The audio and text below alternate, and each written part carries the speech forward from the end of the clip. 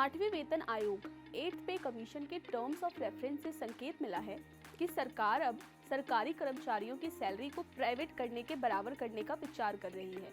इसका मकसद है कि सरकारी नौकरी को अधिक अट्रैक्टिव और कॉम्पिटिटिव बनाया जाए। इसके साथ ही नए स्ट्रक्चर में एफिशिएंसी, अकाउंटेबिलिटी और रिस्पॉन्सिबिलिटी पर भी जोर दिया जाएगा ताकि सरकारी विभागों की प्रोडक्टिविटी बढ़ सके। सरकारी कर्मचारियों के लिए खुशखबरी है कि वित्त मंत्रालय ने हाल ही में 8वें सेंट्रल पे कमीशन के लिए टर्म्स ऑफ रेफरेंस जारी किया है, जिसमें इस पर फोकस सिर्फ वेतन बढ़ोतरी पर नहीं बल्कि सरकारी नौकरी को ज्यादा अट्रैक्टिव और कॉम्पिटिटिव बनाने पर है। इसमें संकेत मिलता है कि नई सैलरी स्ट्रक्चर प्राइवेट सेक्टर के स्तर पर पहुंच सकती है। सरकार का मकसद अब यह सुनिश्चित करना है कि सरकारी नौकरी सिर्फ एक सुनिश्चित विकल्प न रहकर बेहतरीन अवसर और उच्च सैलरी वाला कैरियर बने। अगर सिफारिशें लागू होती है तो आने वाले वर्षों में सरकारी कर्मचारियों की सैलरी प्राइवेट सेक्टर के लेवल पर पहुँच सकती है। इसमें टैलेंट को आकर्षण करने पर भी फोकस किया गया है। 8वें वेतन आयोग को दिए गए निर्देशों में साफ कहा गया है कि उसका मकसद ऐसा सैलरी स्ट्रक्चर तैयार करना है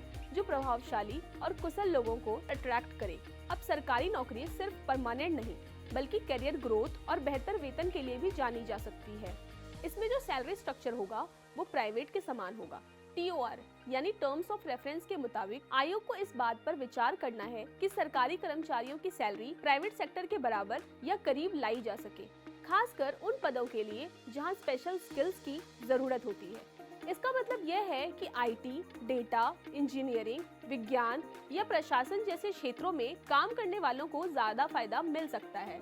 स्किल्स और रिस्पॉन्सिबिलिटी पर भी ध्यान दिया गया है। नई सिफारिशों में एफिशिएंसी, अकाउंटेबिलिटी और रिस्पॉन्सिबिलिटी पर भी जोर दिया गया है। सरकार चाहती है कि वर्क कल्चर में बदलाव लाकर सरकारी विभागों को ज्यादा रिजल्ट ओरिएंटेड बनाया जाए। अगर हम बात करें परफॉर्मेंस बोनस की योजना के बारे में तो 8वें वेतन आयोग को यह भी कहा गया है कि मौजूदा बोनस सिस्टम की समीक्षा करें, नई इंसेंटिव स्कीम्स तैयार करें ताकि कर्मचारियों को बेहतर प्रदर्शन और प्रोडक्टिविटी के आधार पर सम्मानित किया जा सके। जहां 7वें वेतन आयोग का फोकस सैलरी स्ट्रक्चर को आसान बनाने पर था, वहीं 8वां वेतन आयोग कंपटीशन और प्राइवेट सेक्टर जैसी प्रोफेशनल कल्चर पर ध्यान देगा।